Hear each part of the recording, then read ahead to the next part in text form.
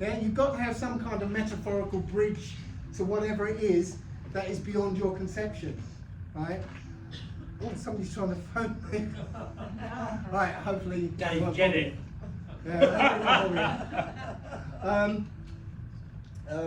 Yeah, so when we dream, what we're doing is pulling imagery from our past, present and future, okay?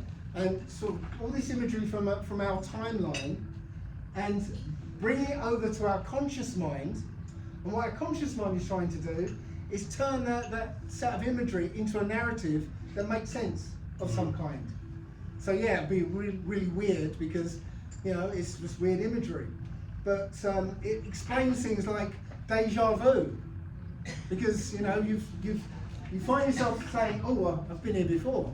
Well, you haven't, but you've seen yourself in that location in your future. Yeah. Now, I had confirmation of this exactly when I was writing this bit of this talk back in January this year. Okay, a weird thing happened. Right, so I'm gonna have to go into my past now. When I was about 18, 19, I had this dream.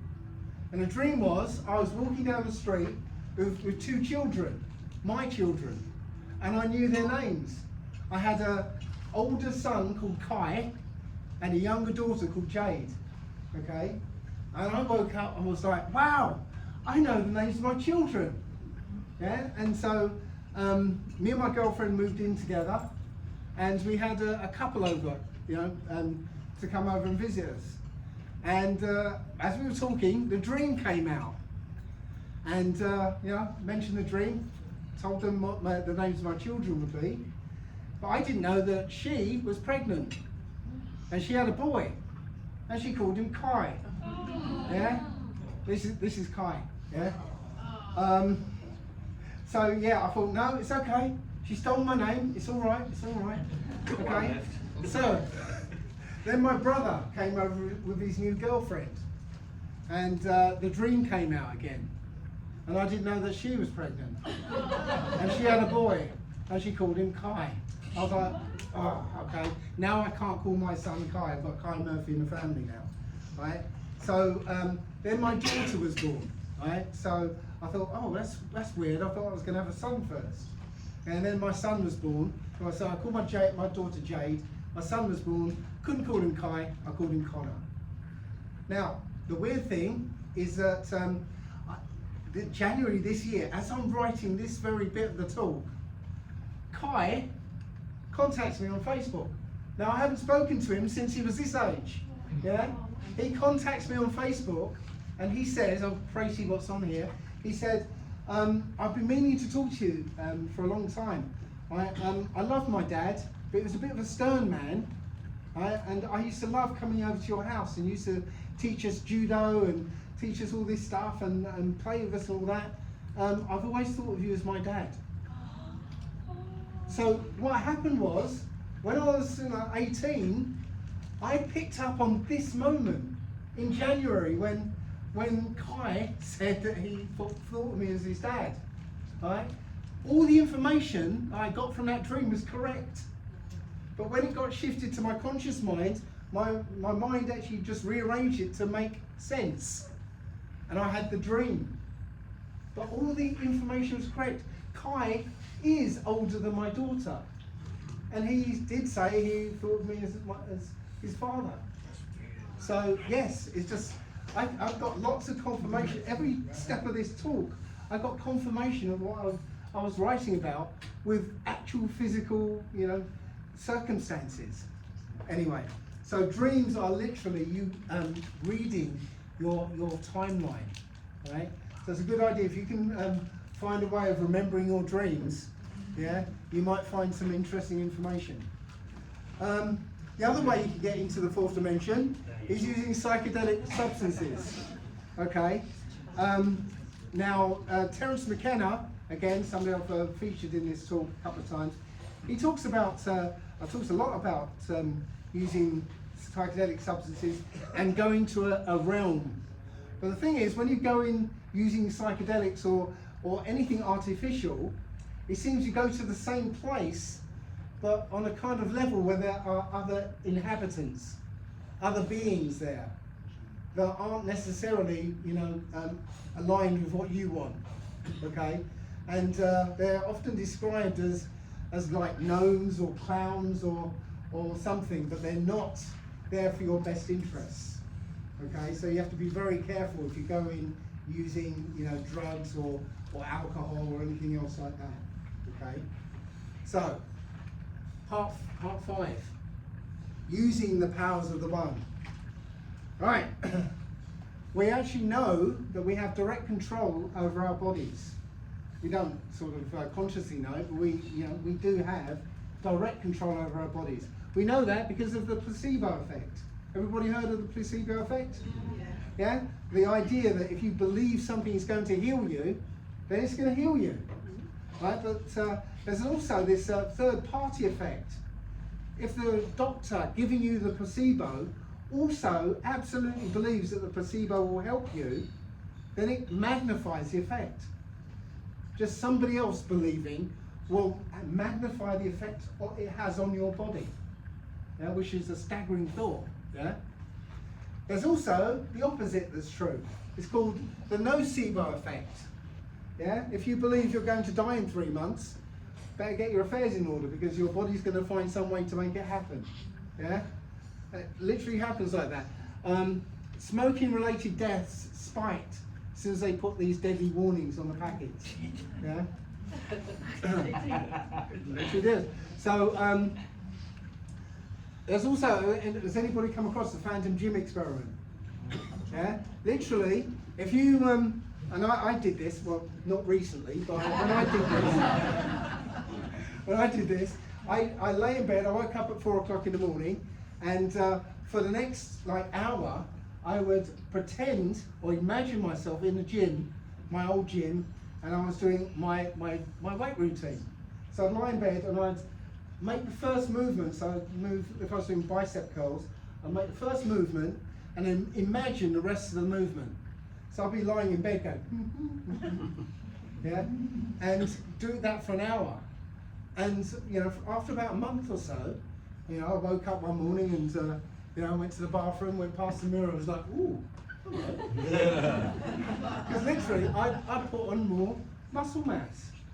Now, people don't believe me when I say this, but, he's a neuroscientist who tells you the same thing.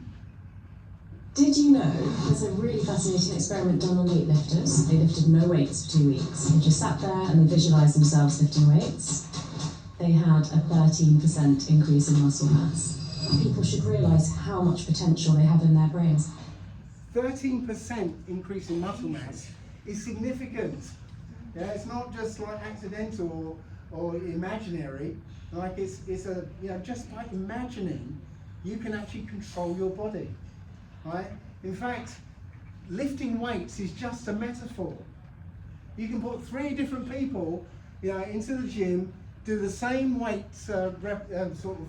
routine, do the same number of reps, same amount of weight and everything, and their bodies are going to perform themselves differently. Simply because one's a swimmer, one's a bodybuilder, one's a gymnast. They all need a body of a different shape, different stature. Yeah, the weights are just a metaphor, and we've just found out that we don't even need the weights.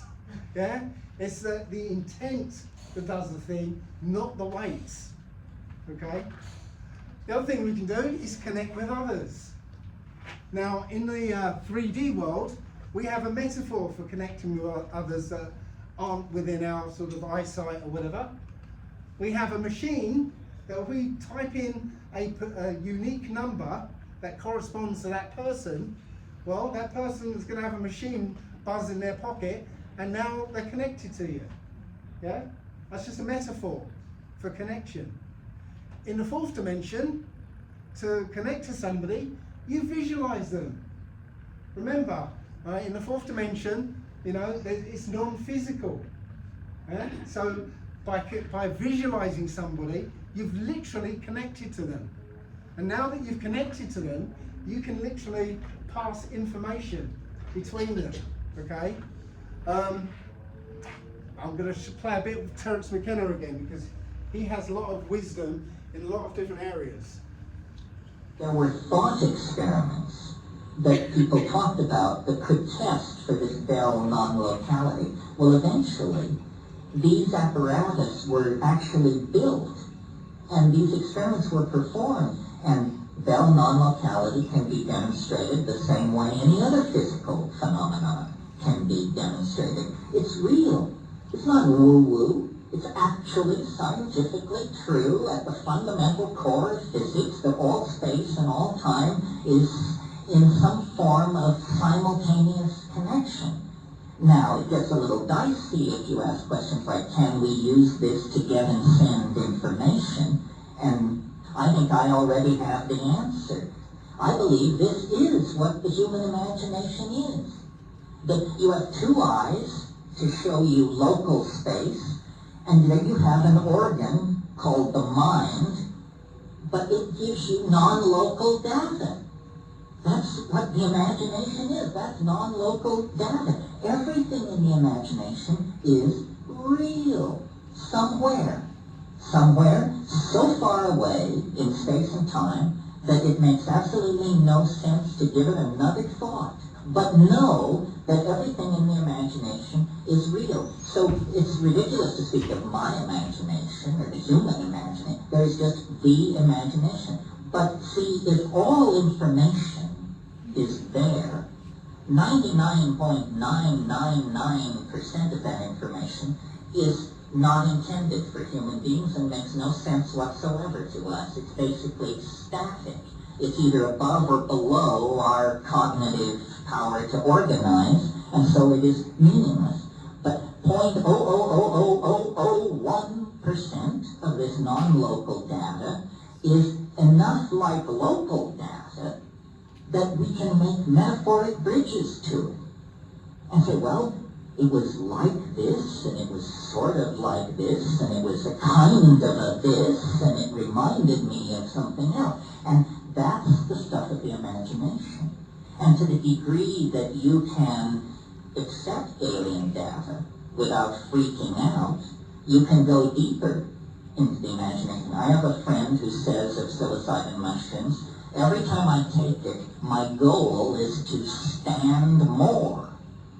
And he doesn't mean stand more in terms of dosage, he means stand more in terms of content. Because it can always raise the bar higher than you can jump. I mean, I've had dialogues with it where after hours of dancing mice and personal revelations and kind of a sense of familiarity, I've said to it, well, what are you really? Show me what you are for yourself. Well, my God, the temperature in the room begins to fall towards zero. Black draperies rise. There's an organ tone that shakes the earth. And after about 30 seconds, I say, hey, enough of what you are for yourself. Let's go back to the dancing mice. You know, it knows that you have a limited capacity to absorb its alienness. That's why we have what's called human history. Human history is the process of standing more.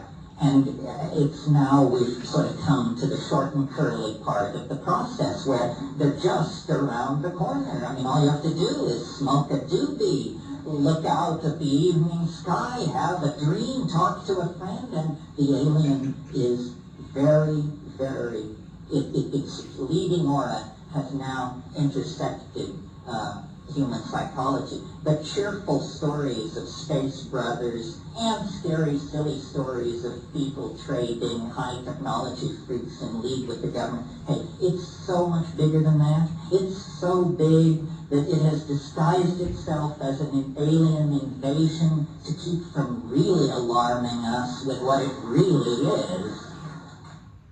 So yeah, if you get a chance to listen to Terence McKenna, it's amazing.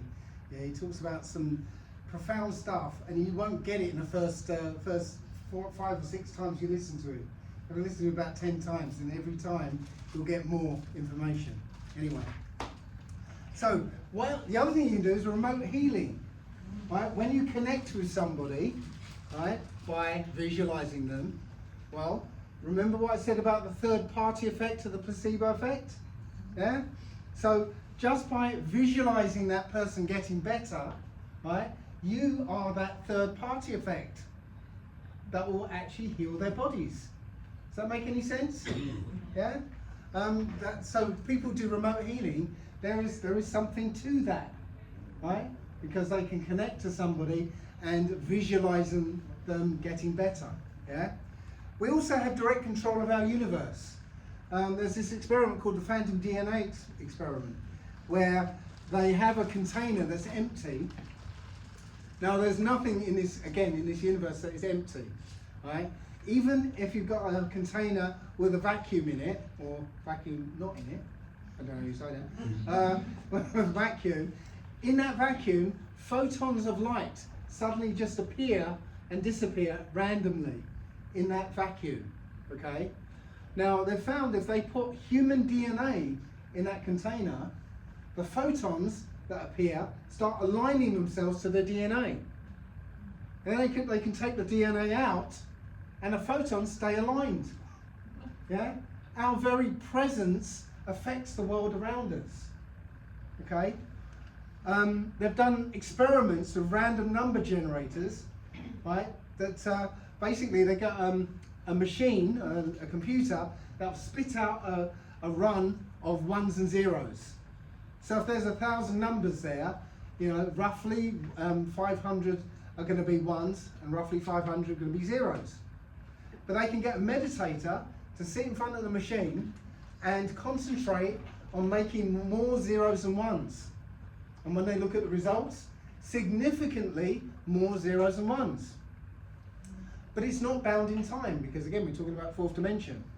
They can get the machine to spit out a run of numbers, seal the results in an envelope without looking at them, give them to a meditator 10 years down the line, and say, okay, we want you to produce more ones and zeros. They'll concentrate on the results, and when they look at the results, significantly more ones and zeros. Yeah? And now we can see that in our everyday life. Imagine if you decided you want to buy a car, and you decide, I want a red Ford Fiesta. What's the first thing you're gonna experience? You're gonna see red Ford Fiestas everywhere, aren't you? Yeah? It's gonna be like that. It's like, you know, everywhere you look, right? But it's not that, you know, by, you know, because you're focused on Ford Fiestas, right, you notice them. What's actually happening is, statistically, more red Ford Fiestas are going to appear in front of you, right? It's like the universe saying, what about this one? What about this one? What about this one? Yeah? Now, a while ago, I think it was about 2013-14, I manifested a girlfriend, okay? Okay, so what I did was, on a piece of paper, I wrote down everything I thought I wanted about this girl, right? Two sheets of paper, 4 sides, filled it up, okay? And about a month later, I was on a plane coming back from St. Lucia, and I look up, and there she was. I recognised her from my description.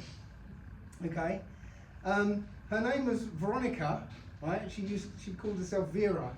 Don't know why, but I called her Impossible Girl because impossible. Yeah.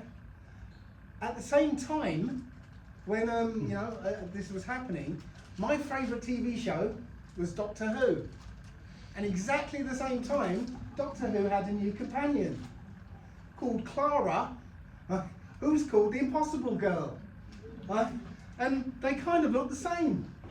Do they not look the same? Similar? Yeah. Right? Well, they do. I think they do anyway. But Impossible Girl, yeah. I was like, how can that happen? So it turned out, I mean, you know, writing on a piece of paper what I want. Well, it turned out it's not what I want anyway. But something that was on the list was what broke us up. It was just, I think it was, she had to be open and accepting of my journey and wherever it might lead. And so I had to be open and accepting of her journey, wherever it might lead. And her journey led away from me. So Right, so, but you know what? I wasn't upset. I was quite grateful for the time we had together. It was brilliant, right? But there was a day when I thought, oh, right. So I literally went off to Morocco. I went off to Morocco, joined a community there, and the first person I saw and met there was somebody called Yulia, who looked the same as the other Impossible Girls. So it was like the most I go, what about this one? What about this one? What about this one? Yeah? Because there is nothing random in our universe. There's nothing random in our reality, right? The things that happen to you are essentially a reflection of what you are feeling inside. Yeah? It's not random. You are causing it, okay? Now, there's something I used to do for people when help them with depression, right? So I got people when they were depressed to realize that their depression usually starts with a trauma they suffered as a child, okay? So when that child suffers a trauma, say at 8 years old, that 8-year-old creates a program to protect you from that trauma, okay? But it's based on an 8-year-old's mentality. So it's an 8-year-old program that's running in the back of your head, you know, from that point on. Right, so what I get people to do is realize it's an 8-year-old. That program is based on an 8-year-old. So what you can do is apply your adult, perspective on that 8-year-old trauma. So I get them to imagine themselves, well, first of all, find out what that trauma was, and there's a process to do that. But once you find out what that trauma was, and what age you suffered that trauma, imagine yourself talking to that 8-year-old child, you, as an 8-year-old, okay? And so if you apply the adult perspective, then that child will learn that the reason for that trauma was wrong. You know, because that 8-year-old mentality, let's imagine it was sexual abuse. That 8-year-old child will automatically think, it's my fault. I was naughty, it's my fault. But the adult perspective is, no, you were a victim. That, not all grown-ups are good. So, some of them are predators, and they victimized you, right?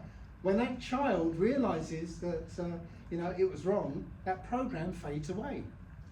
But here's the thing, that process of imagining yourself as an 8-year-old and talking to them is you in the 4th dimension connecting directly to yourself when you were 8 years old.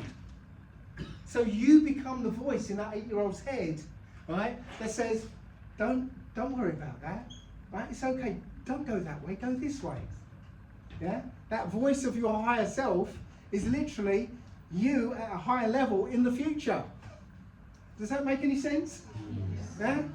Because again, when you imagine, you're connecting to that object, which is the whole of time and space, which you're actually in at the moment. Okay? So literally you are changing your past, changing your whole timeline by directly talking to yourself when you were 8 years old or whatever age it was. Okay? You can also change your future. Has anybody manifested a car parking space? Yeah? Hands up. Anyone manifested a car parking? Does it work? Yes. Yes. Okay. Right. So to explain how that works, has anybody heard of Schrodinger's cat? Yes. Yeah.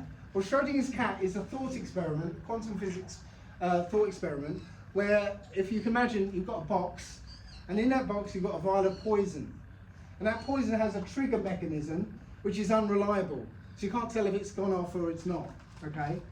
And in the box you put a cat, and you put the lid on the box, and now that cat is in a state of both being alive and dead at the same time, right? Because you don't know if that trigger mechanism had gone off and poisoned the cat. So the cat is both alive and dead. It only resolves itself when you open the lid and look at the cat. Okay? Then it's one or the other. Okay, does that sound familiar? Double slit experiment, yeah?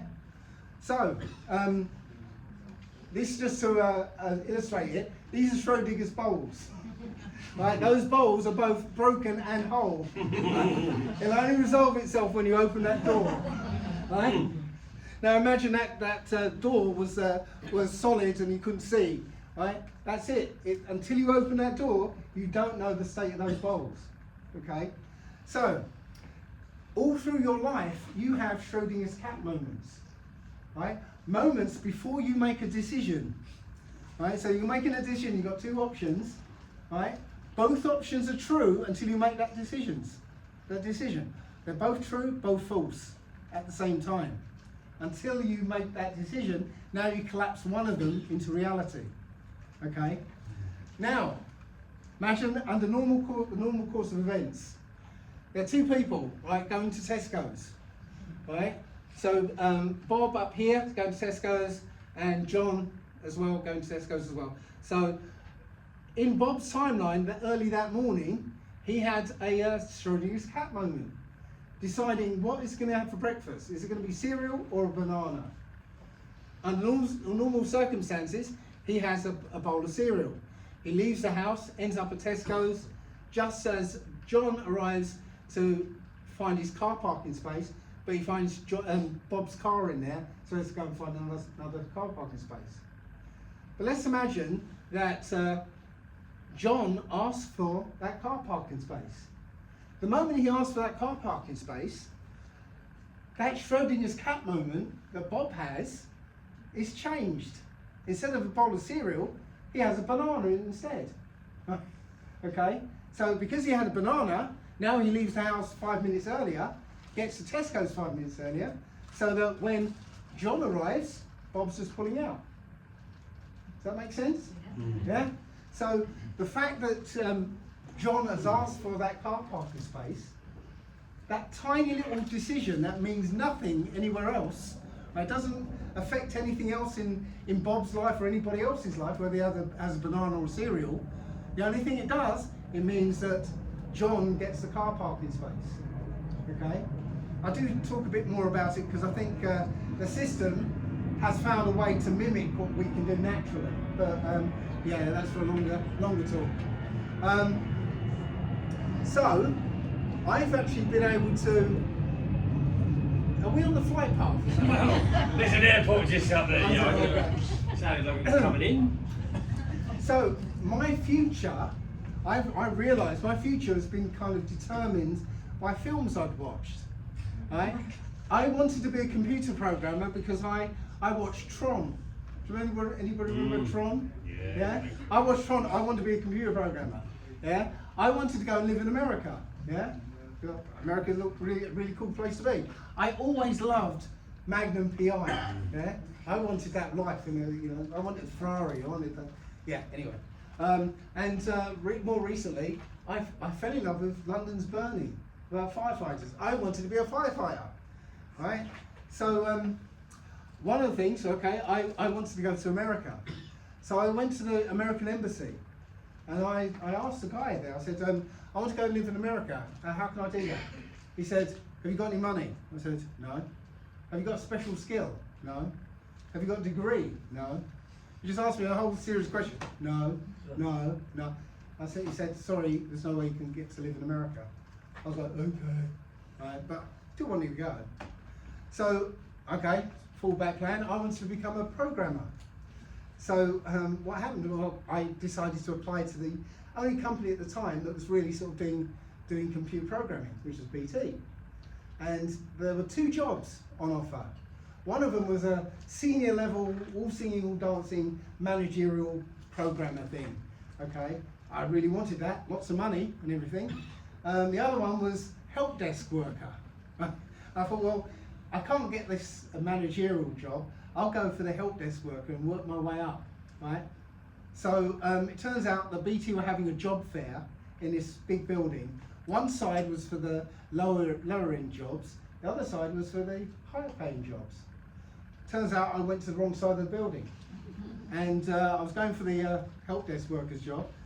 Guy said, can I see your CV? My CV was on a floppy disk. Does anybody remember that? It was on a floppy disk. It was a program, and it was like a book opened up, and you can click around and all that. The guy was playing with this program, and he didn't even ask me a question. He said, when can you start? It was 2 weeks into the job that I realised I'm not on the help desk. I literally got the managerial job, right? I didn't even know. Yeah. So the next part of it was that I was offered a promotion a year later from another part of Pt. And my manager said, no, I'm going to block it. I don't like people poaching my staff. So because I was so pissed off, I started applying for jobs outside of Pt and putting them all over my desk so that my manager would see them, yeah, just to piss him off. Turns out he couldn't block my promotion, so I started this new job. And a couple of months later, I got a phone call. Congratulations, Dave, you got a job in New York. I was like, what job in New York? Turns out one of the jobs I'd applied for didn't mean it. I got the job, and so I ended up living in America. They did all the paperwork, yeah. And while I had to go and move over to America, stuck a pin in the map to find out where we were going to live. Turns out where the pin landed, it was the only town in the area that had a volunteer fire department. So I became a firefighter, yeah. And here's the thing: when you go to fire academy, they give you a nickname. Now, I don't know why, because I didn't tell them anything about it. They called me Magnum. But I think it was because of the chalk ice. Anyway. But they called me Magnum nonetheless. And a few years later, I got my Ferrari. So I got to live all the things that I dreamed of in my 20s. I got to live them in my 30s. Yeah? This is the thing. It's difficult to do it consciously, but we do this all the time with our hopes and dreams and desires. If you hold on to them, right, and move towards them any opportunity you get, yeah, and leave some room for the random or the pseudo-random, yeah, they come true. They happen. This is how the world works, right? Obtaining whatever you need. You can obtain whatever you need in this world, and it's an obvious process. So imagine a single cell in your hand. Yeah, if you take that cell out, put it in a petri dish, and put some bad stuff over here and some good stuff over there, the cell, living conscious being, will avoid the bad stuff and go over to the good stuff. Okay, it's a conscious living being that thinks it's you. Right? Now imagine one day that cell goes, oh, I need some salt. There's no salt around here. Where am I going to get salt? If I don't get salt, I'm going to die. There's no salt. Where's the salt? Where's the salt? Where's the salt? Eventually, that's going to percolate up to you. And you might go, I fancy anchovies tonight. Okay? And that cell will go, what a coincidence. I've been dying for some salt, and all this salt appears. How does that happen? Well, it happens because that cell is a part of a larger body, yeah? It's not disconnected, right? It's part of this larger body, and when it needs something, the body is going to provide it. It has to provide it, because it's part of the system, yeah? You are all parts of a larger system, a larger body. When you need something, the body is going to respond, right? And most of the time, you've seen it happen. But you brush it off as coincidence. Oh, how lucky am I? We just brush it off because we've been taught it doesn't work that way, right? Now, for me, this is my old motorhome, right? And I love this thing, right? And I came back from St. Lucia one time. It got riddled with black mold. It nearly killed me. Right? And I realised I can't live in this thing anymore. I can't stay in this thing because it nearly killed me. So I thought, well, I'm going to have to replace it. Well, what do I need to replace it with? So I'm looking around. First of all, I realised that these things have tripled in price since I bought this. So I thought, how am I going to do this? So I thought, well, what do I need to replace it with? I thought, well, you know what? I love this thing. I like this, but better. But, as I said, they're tripled in price, and these are actually very, very rare. This kind of van is very, very rare. Don't see them about anywhere. So I started sort of, trying to save up money for it and, put some money together. Didn't seem to be going too well. But I got a nice donation, so I thought, you know what, I'm just going to have a look on eBay and see what happens.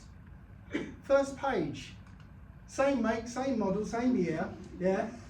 And everything that was wrong with the old one was improved on this one. It was the same but better. How does that happen? Yeah. Again, I'm a part of the body, and the body has to respond. So, how do you unleash your powers? Right? Well, the first thing you need to do to unleash your powers is believe that you can do it. Right? We've been taught from childhood, no, the world doesn't work this way.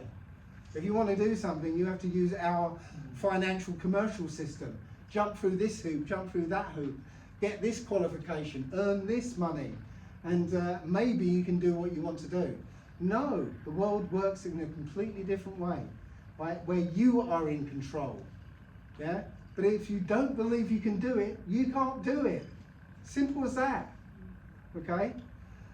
The next most important thing, is the thing that has been brainwashed out of us, is focus. Right? You have to be able to focus on something. I mean, laser precision focus. Okay? Now, I'm going to do a little experiment, 30 seconds. It's going to seem like 10 minutes.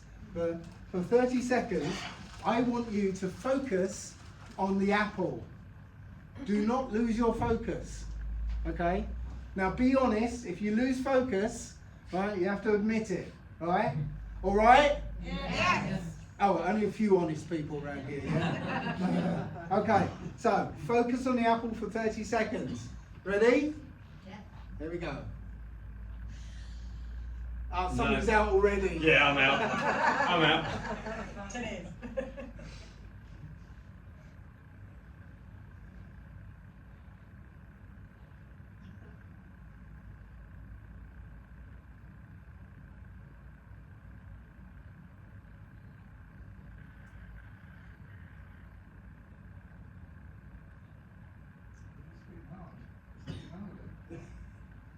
I think you're out already. I'm not. I've got ADHD, mate. Honestly.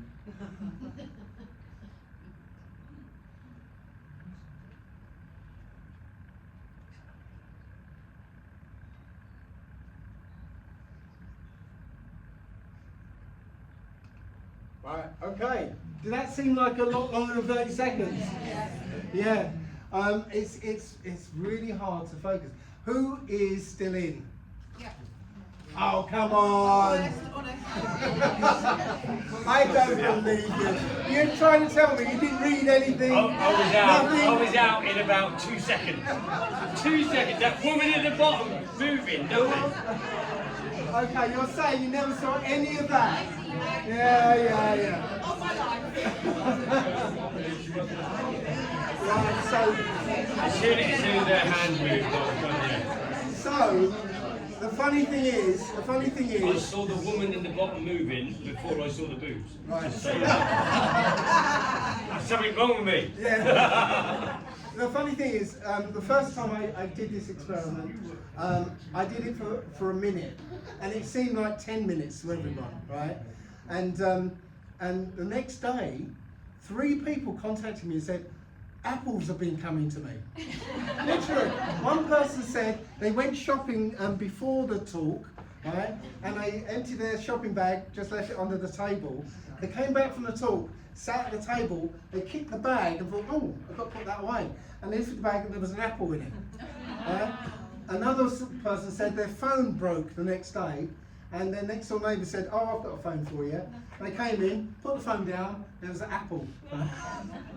Yeah, and so just the focus on the sort of laser focus on the apple, start to draw it in. So let me know if apples come to you. Can I just say, by that token, that woman's going to be with me about 10 o'clock tomorrow.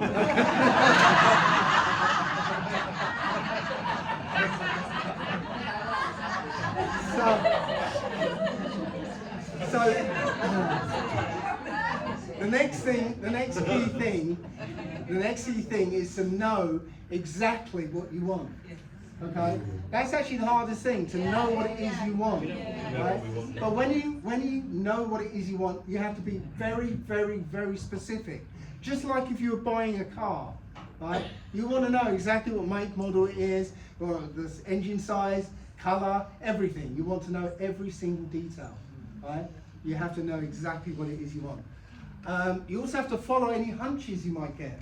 as soon as you focus on something, you'll find that you'll get sort of intuitions and hunches to do something or go somewhere or contact somebody.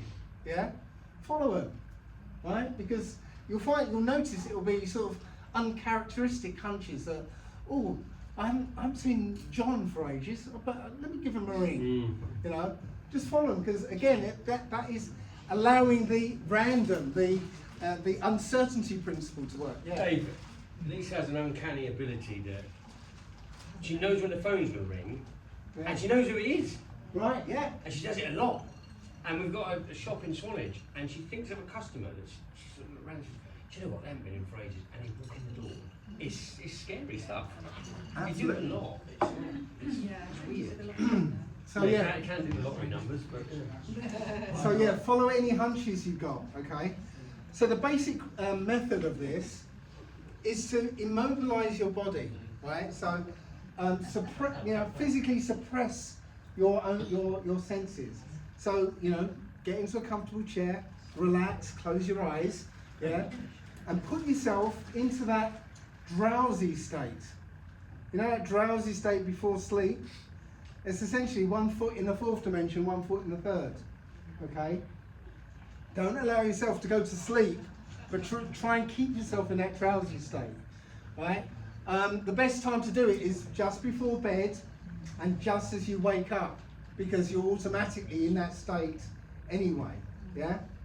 And that's where the magic happens. So you can consciously sort of lead yourself, your subconscious or the subconscious into the direction you want in, yeah? So one of the things you can do is imagine a scenario that might happen once you get what it is you're after. Right, so imagine some kind of scenario, whatever it is. It's a silly one, but if you're after a promotion at work, imagine a scenario of your boss shaking your hand and saying congratulations. The scenario that would happen once you get what it is, okay? And so keep your attention on that, replay that scenario, right, until you fall asleep. As soon as you fall asleep, you lose control, but try and hang on to that drowsy state and replay that scenario over and over again. Okay, that's a basic method of trying to implant an idea in the fourth dimension, which, remember, will come into the third dimension. Okay, so one of the methods is the list method. So like when I manifested a girlfriend, right, you write a list in order of importance of all the things that you want, okay, and work on this list. Make it exactly what you want. It doesn't matter if you start with a list of impossible things. It doesn't matter how impossible those things are. But write the list and change it, alter it so it's perfect, okay? And then read that list 3 times a day. Again, best times, morning, evening, and another time, right, midday, something like that, okay? And think about what you want as often as you can. Again, thinking about it, imagining it, is again implanting something in the fourth dimension, right? One of the things that's important is don't tell anybody about what you're doing, right? There's a reason for that, because when you tell somebody about what you're doing, there's a subconscious idea that you're asking for help. Or you're telling people because you're kind of not sure that it's going to happen, and you want their help, whether it's psychological help, support from them, or maybe you think they can help you get to what you want, okay? But by doing that, you're basically saying that you don't believe that you can do it on your own, yeah? So it's a good idea not to tell anybody what you're doing. If any doubts arise, look at your list. Get excited by your list again, yeah? Know it's going to happen. Just keep it here, yeah? And eventually you're going to meet whatever it is. There's another method, the mirror method, okay? So you've got to find either a full-length mirror or a mirror that shows at least your head and torso, okay? And you kind of stand in front of the mirror, relax, take a few deep breaths, and look at that person in the mirror, right? Look into their eyes until you feel you can trust that person, right? And then tell them, right, what it is you want in the present tense, yeah, that you have this is what you have, and you convince that person in the mirror. Convince them as much. You can be as emotional as you want, bang your fist on the table, whatever it is, yeah. Be, absolutely convince that person in the mirror, because it's a feedback loop. If you convince that person in the mirror, he's going to be convincing to you, and you're going to sort of build build whatever it is in that fourth dimension, right? Does that make sense? Yeah. So you can also construct this short phrase that sums up, what it is you're trying to achieve. Just a short phrase. I don't know. Okay. Don't like to talk about money, but say the word wealth or the word peace, or whatever it is. Something short that sum up what it is, and repeat that phrase or that word, over and over until you go to sleep. Okay? Does that make sense? Right? Okay. So the third method, stage play method. Right? So you construct a scene from a stage play, again based on what would happen after what you want comes to pass. So populate that scene with family and friends or work colleagues or whatever, right? Playing out that scene that would happen once you get what you want. Okay? So make it as real as possible, as dramatic as possible, with you as a center. You have to be in it.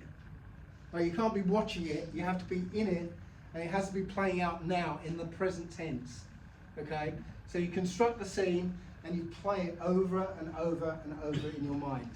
Okay? Until it feels real. Okay? Again, you can sum up the scene in a short phrase, and before you go to sleep, just repeat that phrase that conjures up that scene over and over until you fall asleep.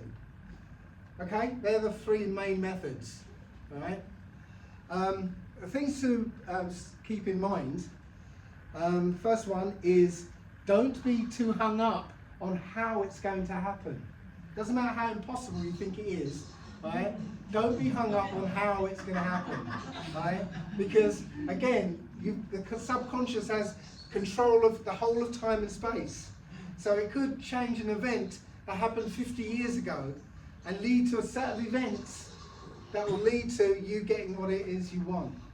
But don't get hung up on how, because as soon as you start focusing on the how, right, then you break the chain of events that have been set in motion. Okay, by imposing your own set of events. Does that make sense? Yes. Yeah. This is quite cool. I like these. They're called Rube Goldberg machines. I like watching them. Pretty cool. But this is essentially what happens. A chain of events starts in motion the moment you ask for something in the fourth dimension, because the whole of time and space is available to you. Right. The other thing is, don't be dismayed if you're not seeing what it is you want. In front of you. When you look at that block of marble, well, the sculptor that's going to do the sculpture already sees the thing in that block of marble, because it exists in that block. All the sculptor has to do is just remove the excess, but it already exists. Yeah? The sculptor sees it, but you might get dismayed because you don't see it. Does that make sense? Yeah? But it exists. It's just like an ocean liner who's going from Portsmouth to New York. For most of that journey, they don't see New York, but they're going to get there, right? So don't get hung up because you're not seeing what it is you want. Again, don't tell anybody what you're doing. Right? There is a way of telling people, right, that you're supremely confident you're going to get it, but you don't know if you're going to put that sort of subconscious. I don't know if I'm going to do it, can you help me, type thing. Yeah, so best not to just not tell anybody. So here are some of the barriers that might stop you. First one is incredulity. That you believe that it can't happen, it can't be done. Okay? Thing is, in this world, nothing is impossible, only improbable. And those probabilities can be changed, okay? It's like this Wim Hof, yeah? What he does is impossible as far as, normal understanding of the human body. He can sort of submerge himself in ice water and, let his body slip below what's humanly possible and, thrive in it. But, should be impossible, but he can do it, okay? Nothing's impossible, only improbable. When Roger Bannister ran the 4-minute mile, it was impossible. Nobody can do it. Now that he's done it, now it makes it easier for anybody else to do it. It's called morphic resonance, okay? When somebody does the impossible, it makes it easy for everybody else to do the impossible. Because, okay, before anybody does it, it's improbable. But somebody can change the probabilities and make it happen. Now the probability is higher, that it can be done. Does that make sense? Yeah? All right. Right, so in fact, this is Rupert Sheldrake, who wrote the book about morphic resonance. Rupert Sheldrake's son and his friends, because they knew about this morphic resonance, when they took their exams, well, they realised that all the children in the UK take their exams at the same time. So they reasoned if they answered the last questions first, by the time they go back to the first questions, millions of or thousands of children around the country have already answered the question, so they can make use of the morphic resonance and get the right answers. And sure enough, they got higher than expected scores, yeah, because they used morphic resonance. Right? There's a story in that the American military, they got a load of scientists in the room and they showed them a film of a red-haired scientist bringing out a platform. The red-haired scientist got on the platform, right, and the platform lifted off the ground and started flying around, doing acrobatics and stuff. Right, and everyone was like, wowed. And then the platform crashed to the ground, exploded, and killed the red-haired scientist. The film ended, the general got out in front and said, I want you to build that, okay?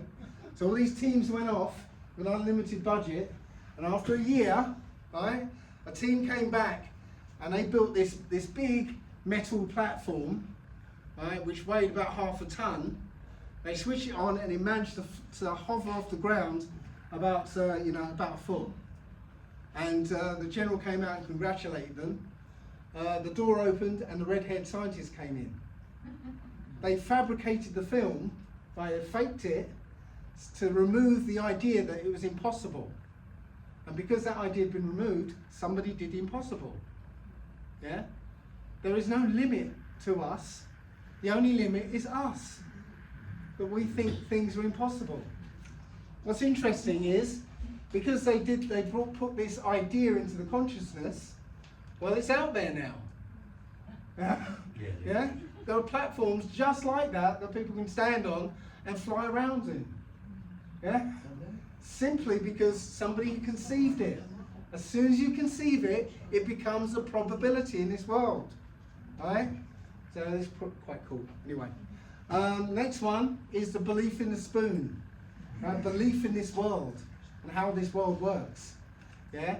So in the Matrix, Neo and Trinity are there, right next to each other, they can communicate. But if Neo is about 1,000 miles from Trinity, well, in this Matrix they can't communicate. But the truth is, at the back of this is, in the real world, they're right next to each other. So there could be a way that they can talk to each other here, even though in the Matrix they're 1,000 miles apart. Well, this is how the world works, yeah? If you got somebody in London, a couple, one is in London, right, and the other's in New York, right? Well, they can't communicate in the third dimension, right? But both have access to the fourth dimension, where in the fourth dimension, they're both in the same place, yeah? Because everything's in the same place, happening all at once. So they can communicate through the fourth dimension back into the third. Right? Does that make any sense? Right, just to make it plainer. Right, imagine this. This is the third dimension. Right? So there's a spot up here, that's me, okay? And down here is you. And this line represents distance in the fourth dimension. This could be 1,000 miles, right? So, you know, there's no way I can connect to you, you know, across the 3D realm. But on the other side, in the 4D, right, we're both there. There's me, there's you. But in the fourth dimension, we are both in the same place. So, this is me, spot in the third dimension, I can actually drill through into the fourth dimension, bypass the third dimension by going right across in the fourth. Does that make sense? You see that? Yeah, I bypass the rules of the third dimension by going directly across the fourth. Yeah? Well, that process, we call that telepathy. That's what it is. Yeah, we've got a direct connection. As you visualize somebody, remember that's a connection. You visualize somebody, you can pass information directly to them, bypassing the rules of time and space. Next barrier is ingrained expectations. Why did Neo fall? Why did Neo fall? Because he's believed all his life that if he jumps off a building, he's going to fall. Yeah? That's an ingrained expectation. Right? So, you know, along the same lines, imagine I had a plank of wood 10 feet long, right? And the plank's about that wide. And I had it on the floor here. Do you think you can walk across it? Yeah? You can probably, yeah, absolutely. You could probably walk across it blindfold or hop across it, run across it, whatever. Yeah? But what if I put it 200 foot in the air between two buildings? Could you walk across it now? No, because your expectations, your imagination of what might happen is more powerful than your desire to walk across it. Yeah? So that will prevent you from doing what you want to do. Because we've been ingrained with things all our lives that tell us we don't want things like money, for instance. We're told money is, the love of money is the root of all evil. Yeah? Rich people are bastards. Yeah? To get the money, you have to compromise yourself and be a bastard. Yeah?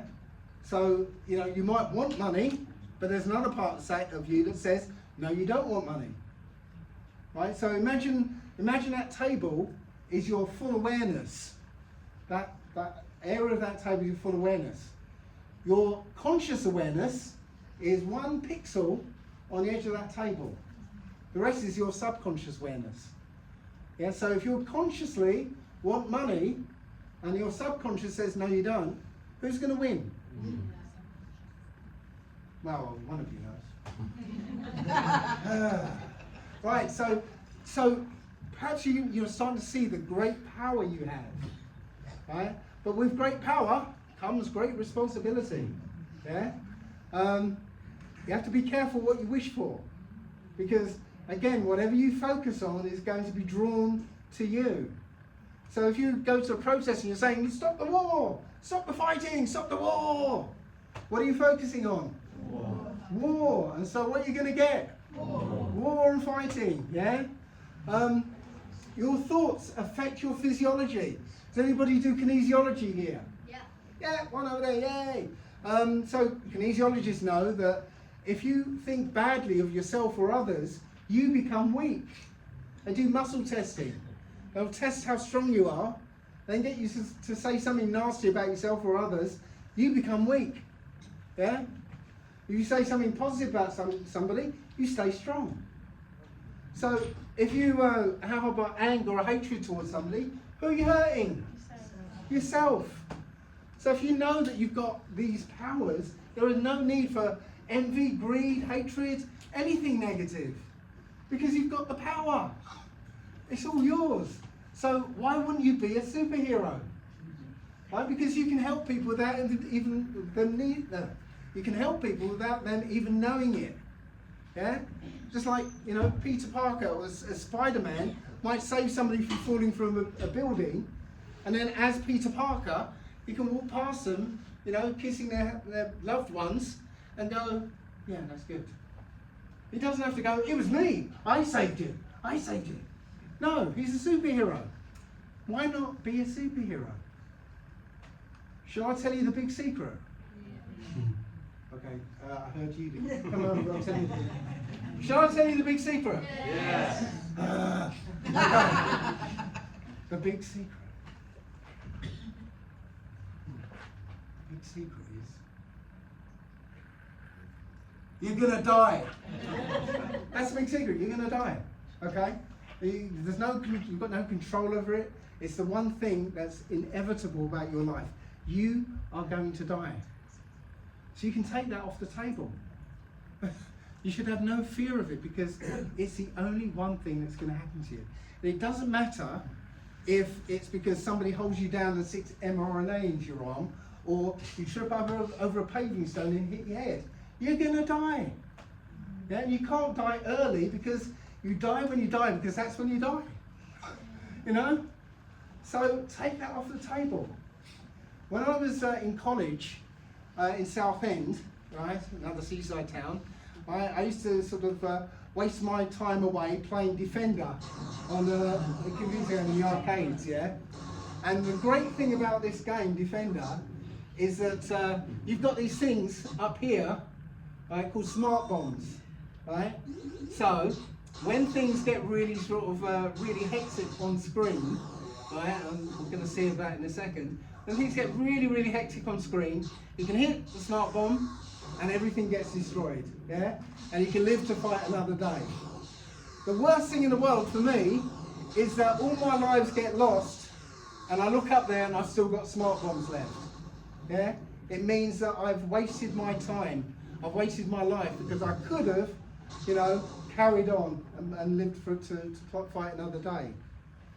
When I cross the finish line in this life, I want to do so with no petrol left in the tank. I want the car to fall apart because it's fatigued. And I also want to look up there and not see any smart bombs left. Yeah?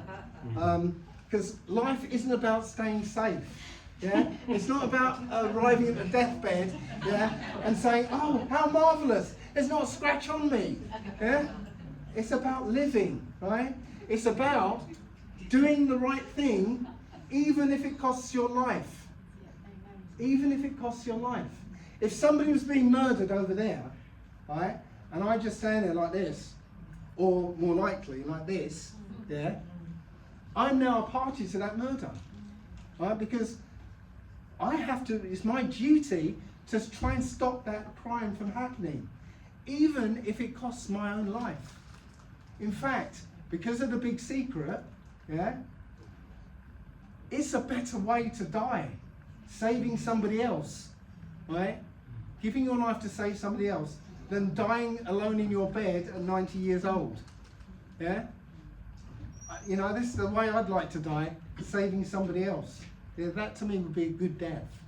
Because we're all going to die. Yeah? And we know that we're here to do the right thing. You know, we come into the world knowing it. Don't know if anyone's seen the sharing experiment. Yeah?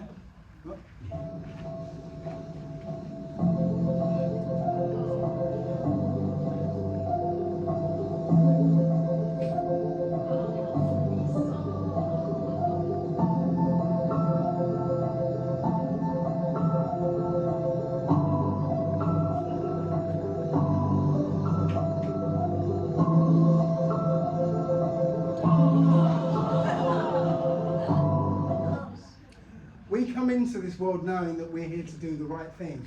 And we know what the right thing is, it's written here, okay? But somewhere along the line, we lose it, right? Has anybody heard of the bystander effect? If somebody was lying there bleeding to death, yeah, most people would step over them, walk around them, pretend they're not there, yeah? Until that one person goes, are you okay? Yeah. And then that allows everybody else to say, can I help? Right? That one person who breaks their programming, right? Because we've been programmed not to care, not to feel, not to be ourselves. Okay? When we break our programming, we allow others around us, like a ripple effect, allow others to break their programming. But the system doesn't want us to do that. The system wants us to be part of the hive mind. Yeah? They want us not to be ourselves. I was lucky enough to be told what my purpose is here on this earth. Okay? Somebody got me to lie down and, you know, relax and think of an atmospheric place. So I thought of a teepee, a fire in the middle, logs around the fire. And I was describing it in detail to this guy, and he interrupted me, he said, "Somebody's come in, who is it?" And immediately I had this vision of a friend of mine, dressed as an Indian medicine woman. She came in, sat opposite me, opposite the fire. My friend said, "You can ask her whatever you like." So I asked her what my purpose is here. And without missing a beat, she said, "To help and inspire by just being you." I thought, I can do that. I know how to be me.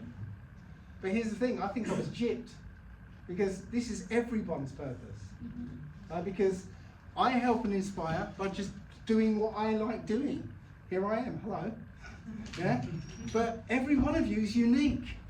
Every one of you brings something unique to the table.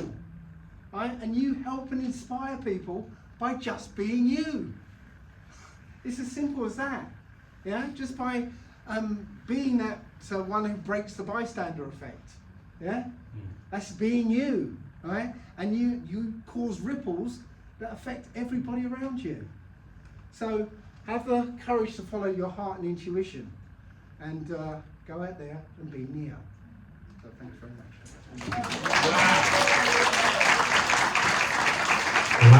Wow. Tomorrow morning I'll be a multi-millionaire on a jet with that woman. Ladies and gentlemen, that was fantastic. Did it blow your mind? Yeah. One more time, give it up for Dave Murphy. Thank you very much. We can do 5 minutes worth of questions if you have any. Does anybody have a question for Dave? No, I'm good. Right, thanks a lot. Thanks for coming. Thanks very much. Cheers. Ladies and gentlemen, next month we have Mark Knight from Wakey Wakey, I think, doing an internet broadcast. But ladies and gentlemen, Dave Murphy's been with us now, it's the 3rd time. That is by far and away the best thing I've heard in a long time. So ladies and gentlemen, please, a 2nd anniversary. Thank you for Dave Murphy for coming. Thanks very much, we'll see you all again next month. Thank you.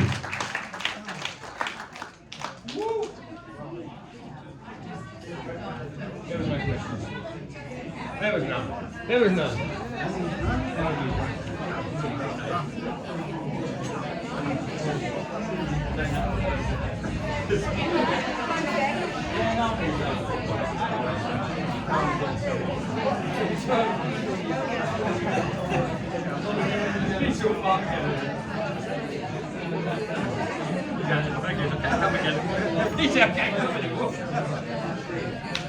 That was fantastic. Wow.